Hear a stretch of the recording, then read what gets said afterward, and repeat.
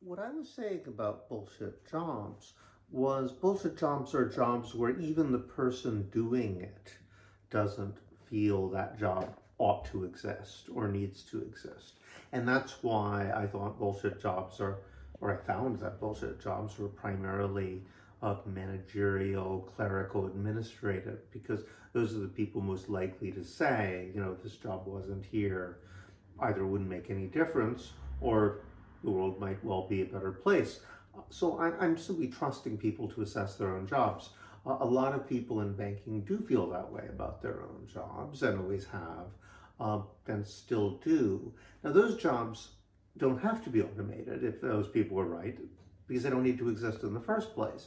On the other hand, cleaners, a lot of these delivery, a lot of these jobs which are absolutely essential, sort of first order jobs that cannot be gotten rid of even in a pandemic, they're more what I class as shit jobs as opposed to bullshit jobs.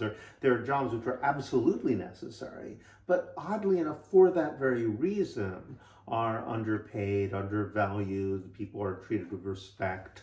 They're often much more dangerous than other jobs, even before the current situation.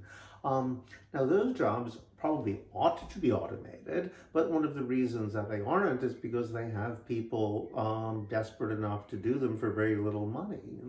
Kropotkin famously argued that if you took all of the most unpleasant but necessary jobs and divided them up so that everyone had to do them, those jobs would disappear instantly because it would be a social priority to automate them as soon as possible.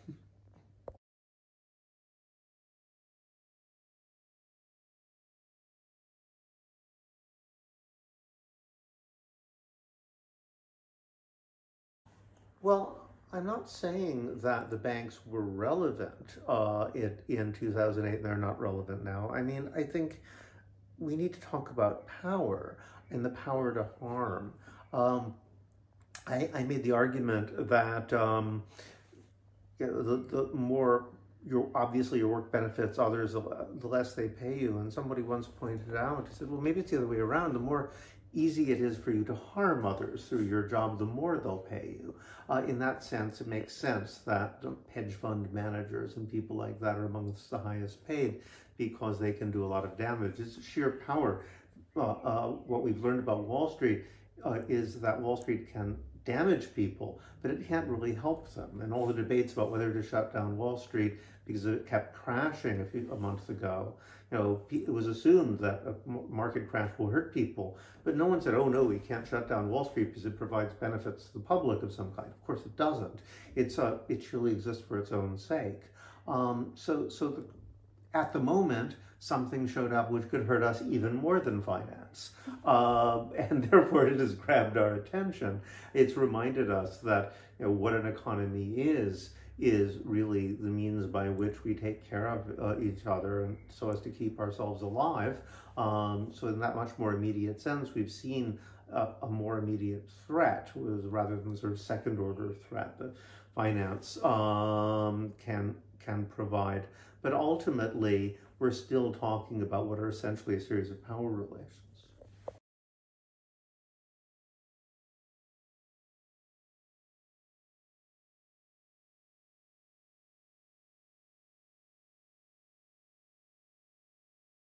The problems with the intellectual left is the very idea that it would coalesce around, two sort of charismatic theorists.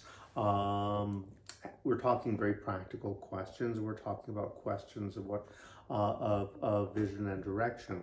What we have at the moment is we shouldn't be arguing with each other about how we feel about the role of the state. That's just a token of our own irrelevance. What we should be talking about is how to take a part in the arguments about the fundamental changes that are going to happen in our society in the wake of this. I mean, the last poll I saw showed that 9% of people in the UK, for example, want to put things back to normal. People are demanding a fundamental change in our relationship to each other and our relationship to nature. We need to make ourselves relevant to that debate. Now, as it happens, most of the radical ideas of social transformation have been coming out of the left. But that's the important thing. We should be dividing up, around our visions. What is the best way that we can transform society to make it less incredibly violently alienating and oppressive, and still get to zero carbon by 2025 or at most 2030, so that we're not all underwater in 10 years. These are the things that we're supposed to be arguing about. But I mean, in a way, it's a mercy that this happened, because it happened early enough that there's still time to turn things around. It's a kind of a warning shot of things to come. And the left are the only people who've been thinking about radically different visions. So we need to get over these kind of squabbles and start thinking about what it is we're actually proposing.